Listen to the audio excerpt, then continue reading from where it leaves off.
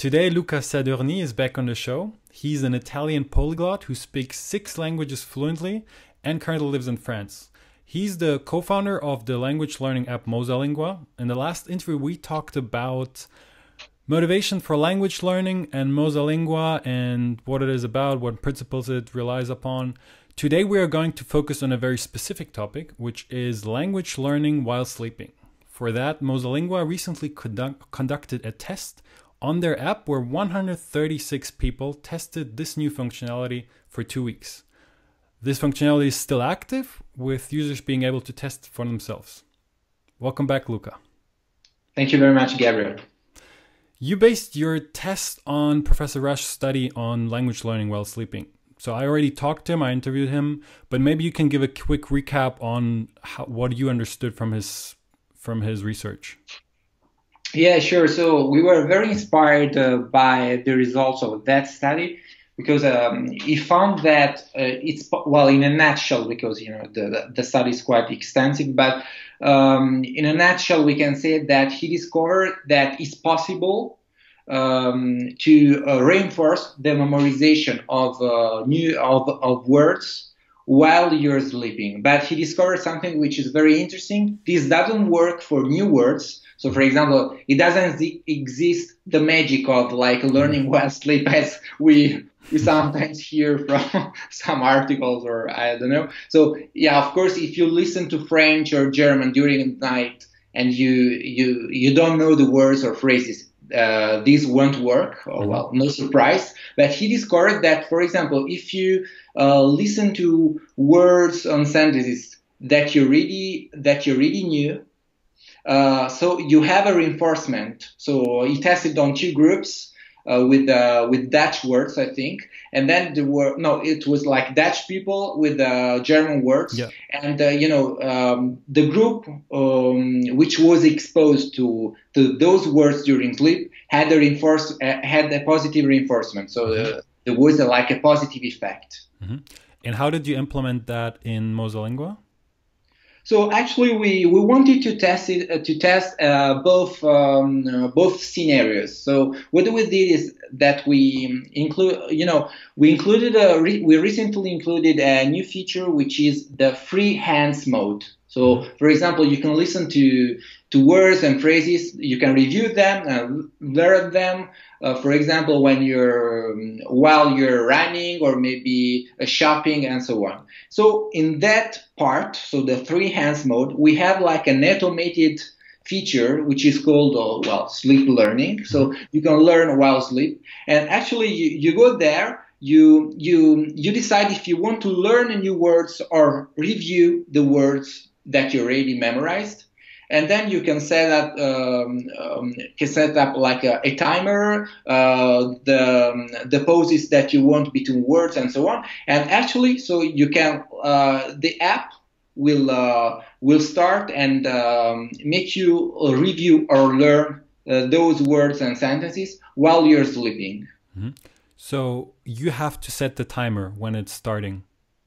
Yeah, sure. So, we had one problem is that reading several studies, we realized that you have like a quite short time frame to learn while sleeping. So it's like the first 90 minutes. So it's what is called non-REM phase of sleep. So the first part and what they call slow phase. So so it's the phase, the step before the non-REM. We had to use that time span. So what we decided to do is that every user, because every user knows when he's going to sleep. Well, for example, it's midnight or 11 in night o'clock and so on. So he can put like, I want that the feature starts like after 30 minutes, in 30 minutes. So they have like a kind of timer, and this is triggered when they decide. So it was the easiest like way to find it, because otherwise we should have imagined very complex features to to have the right stage of the sleep. Mm-hmm. And are you working on something that can identify which phase of sleep somebody's in, like something you put on your head? Obviously not the super complex scientific cap, but something like, I know that there's some startups working on those kind of things. Are you going in this direction as well, or you want to leave it for now? Actually, not for the moment, because I explained you, this was like a test for us, and it's for the time being, it's like a small part of our method and our approach. We wanted to test it, but actually we are more into active learning. So we really think that it's better to learn while you have your full attention. It's active learning and so on. This is like one of the possibilities that we are giving to our users. So for now, it's like a complementary tool. But we had a test back in September. Now we are testing with other data. So maybe in the future we can move on. But I don't think that it's it's a priority for us in the short term. Okay. And how popular is that functionality right now? Yeah, so to be honest, we are not advertising it very much because we would like to have like more feedback. And of course, the first study was positive because the users were very happy about the feature, and they had some good feedback and some results. But it's not really very popular, so it's not like the number one feature that our users are using right now. And I'm not sure whether you have data about this, but what about the drop off? Like people that start using it, do they continue to use it, or like do they try it out and then they stop because it doesn't help or it's annoying? I can share with you what we experienced during the first test. So at the beginning, there was a lot of enthusiasm, so they were really happy to test it. But it's a little bit when the test you had to test it like 4 times. During different period of the week, and then you had to do some activities the day after the night. So it was I don't want to say that it was complicated, but you needed a bit of a commitment. So as you said, so the final group was formed by 136 users, but at the beginning we had like 400 requests. So that when they discovered the details, and actually we had also some drop off during the study. So like I can say that not. It's like something which is for which you can have a lot of curiosity. You can be very happy to try it and so on. But then I can say that they're using it as a complementary tool, and it's a little bit our suggestion. So it's not like the first activity that they are doing to learn. Yeah. But like, are there many people sticking with it for longer periods of time, or do you think like most people try it out and they get annoyed or something? Yeah, I think that we have many people sticking with it. So if they try to learn like that and so on, it's not time consuming like doing other things and so on. We have some people dropping because they're afraid about, there is a lot of mystery around sleeping. So they're afraid that in the long term they're going to be like tired, or maybe if they can have attention problems or other kind of things. But when they try, they see that it doesn't take a lot of time, and actually it's when they're like sleeping, so it's they continue. And any people reporting insomnia, like waking up from the words or something? Yeah, we had some interesting insights there because, for example, the number one problem was that people sleeping with a partner, with someone. Yeah. So they were a little bit annoyed of wearing earphones. So most people just put the smartphone on the table beside on the bed table and beside the bed. But the problem was that at some point the app starts to to teach words, and so the partner was not so happy. And then some people decide to stop because they experienced some problems, like they were stressed because they knew that the app would have started at some point. So like they were thinking too much to do that, or they were like the app like was disturbing for them at some point during the night. So I think that they didn't set up correctly at the time sometimes. So this can be tricky, I think, for some people. But what we asked, we formed the group, and we based on different criteria. And one of the questions was, do you have sleep problems, or do you have insomnia, and so on? Because I think it's not the right tools for them. They already have their problems, so makes sense. And what was like the best user case? Like some people that had really good experiences with that. Like what kind of preconditions were given, or how were they interacting with that app? Yeah, sure. So let's recap a little bit the results of the study. So what we discovered, and it was a little bit a confirmation of what the University of Freiburg discovered. So Professor Resch, we discovered that actually it's possible to it's possible. We noticed a positive reinforcement for words and phrases that people already knew.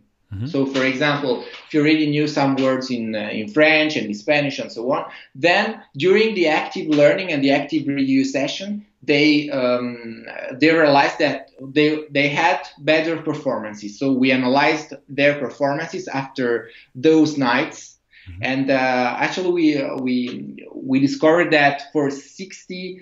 We had like a 67% improvement for them, so it was a really good thing. And as for the new words and sentences, well, we confirmed a little bit the results of the University of Freiburg, because we didn't notice a lot of improvement.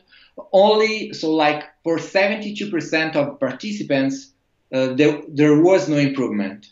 Okay. So like for new words and sentences, and actually we had some very good results for some people, and we analyzing their performances and KPIs, we discovered that they had like an 80% reinforcement. So like they were able to retrieve and review words in very with very good performances. Okay. So we had like some cases like that, and then the average, which was very positive and like above 50%, and so these make us say that you can have a positive reinforcement when you're reviewing words, but for new words and so on, it's true that only active learning can do the job. Okay, but you have still that functionality, right? To do new words. Yeah, sure. So, for example, when you are in the app, so you go there and you can choose like the number of the cards that you want to learn or review. Then you can choose, I want to review cards, or I want to learn new cards. Then you put like the thinking time, so like how much pause you want between words, and then you put like the time that you want to So we left that because even though I lost you there we for a told second. our users that I lost you there for a second. Yeah, sorry. Yeah. Can you repeat the settings that you have in the app? Yeah, sure. So it's you can choose the number of cards So flashcards, so words and sentences. Then you have, I want to learn new cards, or I want to review old cards, something like that.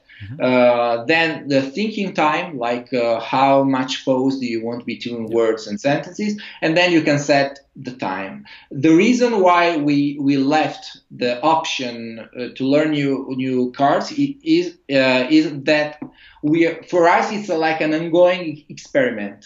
Now, for the 136 people, we had the data, the name, so because they accepted to join us for the study. But those data are more like anonymous, so we don't know people and so on. But we have like user one, and then we can have their KPIs and we can analyze them. So we told our users, look, we think that it's better that you review words and sentences, but if you want to also to test the feature to learn new words, go ahead, because maybe we can discover together something which is interesting in the future. Okay. And have you tried it out yet? Yeah, sure. I was, well, I'm not between the 136 people because that would not have been so serious. But what I did is that I tested during the study test. So I did the test myself. And yeah, I can say that, I can confirm that at the beginning, the idea, you have to accept the idea that during something which is resting, like sleeping and so on, you can have some activity. And I noticed myself a little bit of improvement, not so much like other users said, but I think it's very, it's very subjective between people, and it depends on because we don't sleep the same way, we don't have the same life. So, but I think it's an interesting way, because I'm using a lot of the hands-free mode, because I think it's a good way, like like you do with podcasts or those passive listening resources and so on. So I'm using that. So I from time to time I'm also activating this feature, and I think it's it's a nice when you don't have time. Maybe sometimes I feel guilty because I didn't study German during the day, so I said okay, I put a little bit of reviewing, but I have to say I'm only using that for reviewing right now, for reviewing words and phrases. Okay. I think I know everything I wanted to know. Any final words on that functionality or on your research?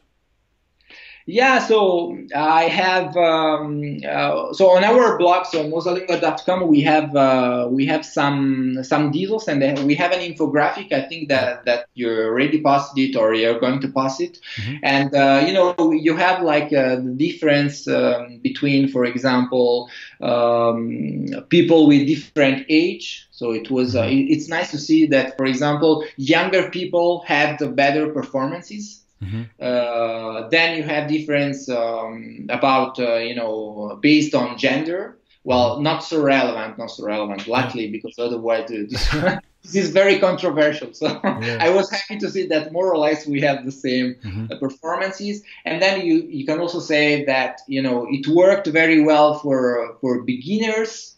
So like an improvement of 75%, and for intermediate, like B1, B2 of the Common European Framework, it was like 38 improvement. Well, I can say that when you have an improvement is always a positive thing, but we can notice that there are some difference based on on your level, on your age, and so on. So okay, I will include that infographic and a link to your results. Just a quick question about the percentages. Now, you said 75% improvement. What does that exactly mean? Sorry? What does 75% or 50% improvement mean? So, like, if I learn words, I'm not sure I understand what you mean by this much percentage of improvement. Yeah, so actually I realized that I made a mistake before, because it's that 67% of the participants had like improved the memorization scores by over 40%. So sorry, I was okay. But to understand, to answer your question, is that we measured the like the capacity of people of retrieving words using our app. And so we set different scenarios when they didn't use the sleep mode and so on, and then we compared. And based on that, they had like some scores, some KPIs, and we observed the difference. So we could like compare the two scenarios and to have the results. So yes, I don't know if you want to have more precise information about that, but more like that. Yeah. So using the app, we give them a score based on their performances in the app. Okay. Well, thanks so much, Luca, for coming back on. And yeah, I'm excited to see how this will develop.